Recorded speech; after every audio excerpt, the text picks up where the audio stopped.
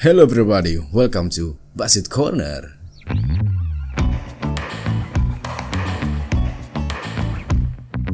Lo tau gak konten yang disenengin sama banyak orang dan sekaligus dibenci sama orang-orang di waktu yang bersamaan?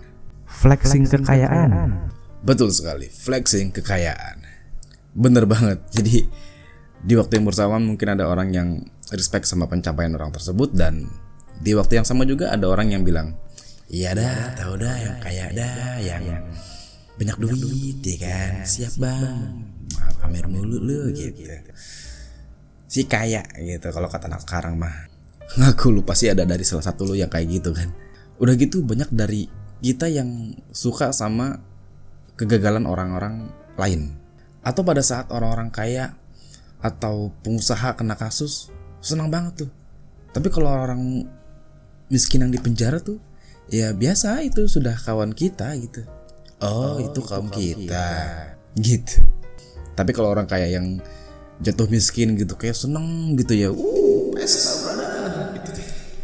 Kayak kasusnya si Indra Kents dan kawan-kawannya, si para afiliator. Dia ketangkap kan kayak banyak banget gitu kan yang ngehardik gitu, yang ngecaci maki, karena mungkin yang ngehardik ini yang tahu gitu trouble-nya si Indra Kents ini apa gitu. Tapi kalau yang ngehardik yang nggak tahu tuh kebanyakan gara-gara ya yang dia tonton dari Indra Kents, ya karena dia beli baju 300 juta yang mungkin itu terkesan ngerendahin gak sih. Jadi orang-orang tuh ngeliat itu kayak ya tadi kayak ngerendahin gitu, kayak menurut tuh 300 juta murah, dia bilang. Coba kalau buat orang-orang yang masih tinggal di pinggir kali, itu lumayan buat beli rumah di Tenjo, di Parung Panjang. Lalu beli 300 juta buat beli baju doang. Itu kan kayak kesannya apa ya, segini macam 300 juta buat gua gitu. Padahal di sisi lain ada orang-orang yang ya ampun jangan 300 juta deh, maksud gue sejuta aja gitu lumayan menurut dia bagi keluarganya gitu buat sebulan gitu. Ya ini 300 juta buat beli kaos doang, gimana nggak muntah itu orang ngelihat. Menurut kalian kenapa banyak orang-orang yang nggak suka sama pencapaian orang lain dan seneng gitu ngeliat orang gagal, orang jatuh gitu, yang dimana pencapaiannya itu lebih tinggi daripada kita gitu? Kenapa ya menurut lo? Jadi pada dasarnya itu manusia itu punya sifat mau unggul daripada yang lain. Ya ini titik utamanya sih, dia mau lebih unggul daripada yang lain gitu. Ya tapi berasa ketinggalan sama yang udah nyampe duluan. Faktor lainnya kita suka dianggap penting, desire to be important, atau hasrat untuk mendapatkan pengakuan. Walaupun juga banyak juga orang yang nggak perlu dapat pengakuan, kayak gembong narkoba, ya dia nggak perlu dong pengakuan dari orang lain dong. Ya kenapa? Karena kalau misalkan dia butuh pengakuan dari orang-orang lain gitu ya dia bakal ketangkep gitu.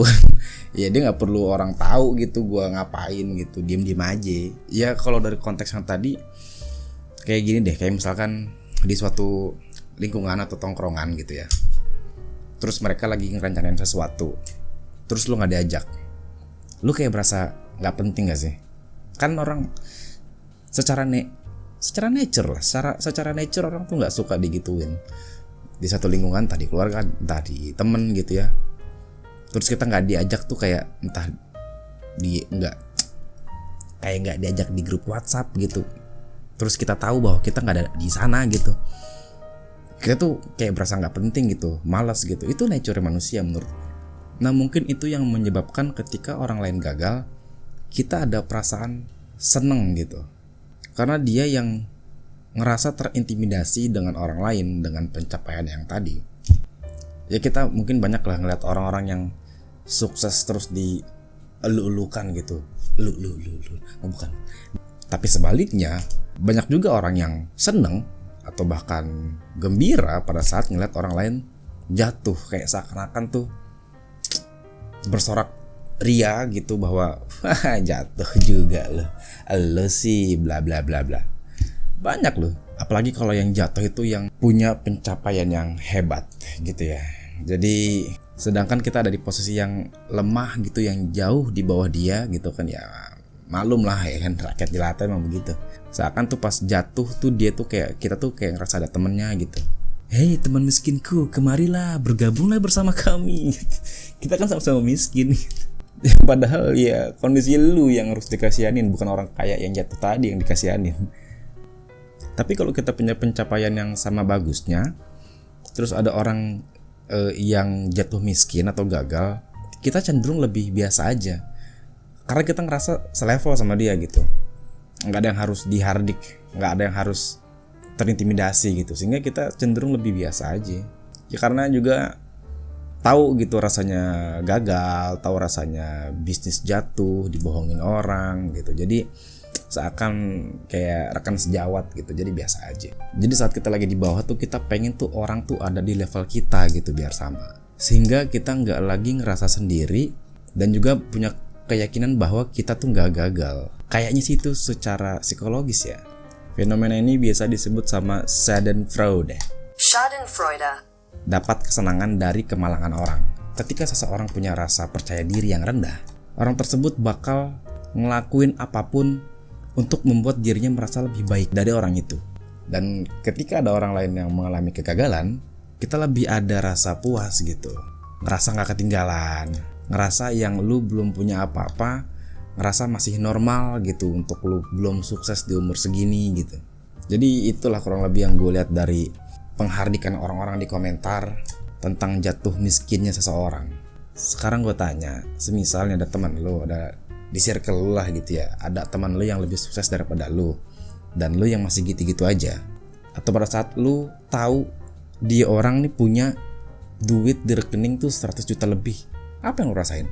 Berkecamuk pasti. Sebagian pasti ada yang iri, sebagian lagi ada yang mencoba biasa aja dan mau nunjukin rasa appreciate sama teman lu yang lebih sukses.